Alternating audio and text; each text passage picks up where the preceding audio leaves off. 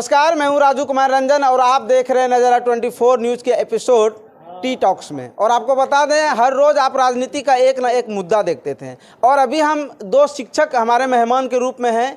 इधर है अरुण सर, जो कि कहीं ना कहीं जो है क्षेत्र में तहलका मचाए रखे हुए हैं। इधर आलोक सर हैं, ये मेहमान के रूप में आलोक सर हैं और अरुण सर हैं।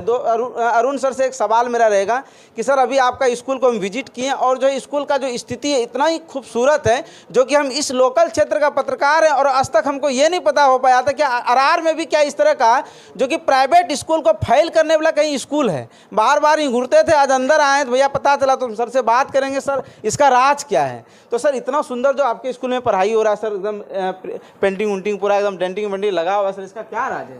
राज क्या, हम लोग का जो नैतिक कर्तव्य बनता है हम शिक्षकों का, उस नैतिक कर्तव्य का निर्वहन हम लोग कर रहे हैं।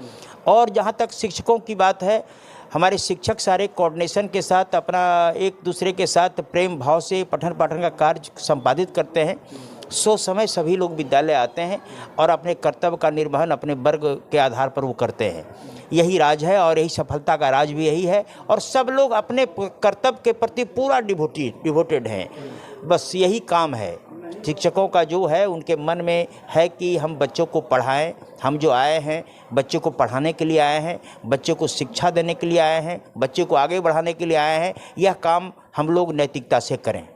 सर, सबसे बड़ा सवाल ये है कि जो मिड डे मील वाला सिस्टम है, उसमें कहीं ना कहीं दिखाई देता है कि एकदम सही से खाना नहीं मिल रहा है, सब्जी सही से नहीं बनाया है या मेनू के अनुसार जो उसको फूड नहीं मिल पाता है। लेकिन आपके स्कूल में जब विजिट किए तो हम देखें कि सारा सिस्टम, तो इसका क्या राज है? देखिए, मिड डे मील तो हम लोग के लिए नहीं है। हम लोग मिड डे मील बनाने में हम लोग थोड़ा डिस्टर्ब हो जाते हैं। मिड डे मील तो एजेंसी को लोग दे दें। हम लोग तो चाहते थे कि मिड डे मील हम लोग का विद्यालय में चले, लेकिन हम लोग के द्वारा नहीं संचालित हो, वो सरकार अपने एजेंसी से चलावे।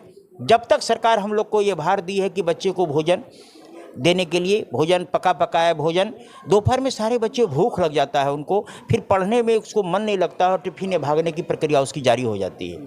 जब से मिड डे मील स्टार्ट हुआ है तब से बच्चे का भागना विद्यालय से, मतलब बच्चे में 100% बच्चे रह जाते हैं। दिन भर 4 बजे तक क्लास होना है, 3:30 तक क्लास होता है, आधा घंटा में हम लोग खेलने के लिए छोड़ते हैं। इस परिस्थिति में वह भोजन बहुत बड़ा काम आता है। बहुत गरीब के बच्चे ऐसे सिर्फ नाश्ता करके आते हैं और यहाँ पर भोजन खाते हैं। कभी कभी भोजन चावल के अभाव में जो बंद रहता है, वो बच्चे परेशान सा हो जाते हैं। उस दिन हमको महसूस होता है कि मिड डे मील की कितनी आवश्यकता है। इसलिए मिड डे मील हम लोग जो मेनू है उस हिसाब से करवाते हैं और प्रयास ये रहता है कि बेटर से बेटर भोजन हम लोग दे पाएँ, जो सरकार का नॉर्म्स है उस हिसाब से। यानी कि कहा जाए कि मिड डे मील पे सवाल अगर किया जाए तो यानी कि स्कूल में नहीं, कोई एनजीओ के द्वारा या कोई एजेंसी के द्वारा ये खाना बन के सही टाइम पे आना चाहिए, तो हम लोग को भार कम लगेगा। हम लोग उस व्यवस्था में ध्यान छोड़ करके फिर पठन पाठन में लोग लग जाएंगे। भोजन जैसे ही होने लगता है फिर साफ़ सफाई की भी परेशानी बढ़ती है। हालांकि वो ज़रूरी है, हमारे यहाँ साफ़ सफाई की कमी नहीं है। हमारे मीना मंच और बाल संसद के बच्चे काफ़ी हौसले से काम करते हैं और साफ़ सफाई भी करते हैं। हमने साफ़ सफाई कर्मी को भी लगा रखा है और खुद हम झाड़ू खुद भी चलाते हैं। स्मार्ट बोर्ड जो है उसके विषय में क्या कहेंगे? स्मार्ट बोर्ड तो हमारे लिए शिक्षा जगत में मील का पत्थर साबित हो रहा है। अभी स्मार्ट बोर्ड से जिस बच्चे को किताब नहीं थी, पहले बहुत बच्चे नए आए हैं जिसको किताब नहीं मिल पाई, ऐसे 100% बच्चों को हमने किताब दे दिया है। जो बच्चे किसी दिन किताब भूल गया तो ई लॉट्स का डाउनलोडिंग है उसमें। ई लॉट्स में सारे किताब उसमें दिया गया है। वर्ग 1 से 10+2 तक की सारी किताबें, प्रत्येक विषयवार पुस्तकें दी गई हैं।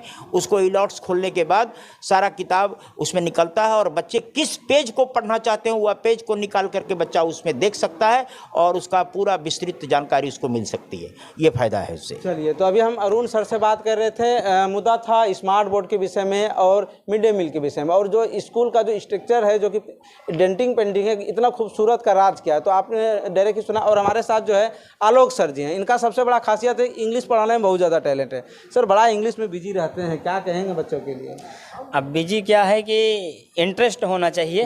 हमारा तो बचपन से ही इंग्लिश में जो है इंटरेस्ट है, इसलिए जो है बच्चों में भी जो भी इंटरेस्ट रहेगा उसमें, मतलब मेरा कहने का मतलब है कि पहले तो किसी भी कार्य में आपको होना चाहिए इंटरेस्ट। आप मज़ा लोगे तो बच्चा मज़ा लेगा, गार्जियन मज़ा लेगा, पूरा समाज मज़ा लेगा, मतलब आनंद आएगा, उसमें रुचि पैदा। सर, सवाल ये है कि सरकारी स्कूल का बात, और 7 क्लास का बच्चा, हम और सब स्कूल विजिट किए हैं तो हमें नहीं लगता है 7 क्लास का बच्चा रीडिंग कर पाता है। और आपके स्कूल में अभी हम गए तो बच्चा धराल एकदम फराटेदार इंग्लिश बोल रहे थे, एकदम रीडिंग कर रहे थे, इसका क्या राज है? कुल मिला के इंटरेस्ट पे ही है सर। जब इंटरेस्ट रहेगा तो आएगा, नहीं रहेगा तो नहीं आएगा। पूरे बच्चों को आज भी जो है हर क्लास में नहीं आ पाता है, लेकिन रेशियो जहाँ तक है ठीक है। अच्छा, इसका क्या ट्रिक है जो कि बच्चा सरकारी स्कूल का बच्चा भी पढ़ सके, उसके लिए आप क्या कहेंगे? उसके लिए तो सर पढ़ने के लिए मेन चीज़ जो है, देखिए प्राथमिक पाठशाला तो घर है, परिवार है।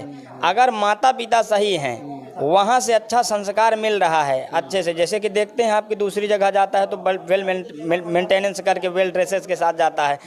प्राइवेट सरकारी विद्यालय में कुछ ना कुछ जो कमी कर देता है जो है गार्जियंस भी।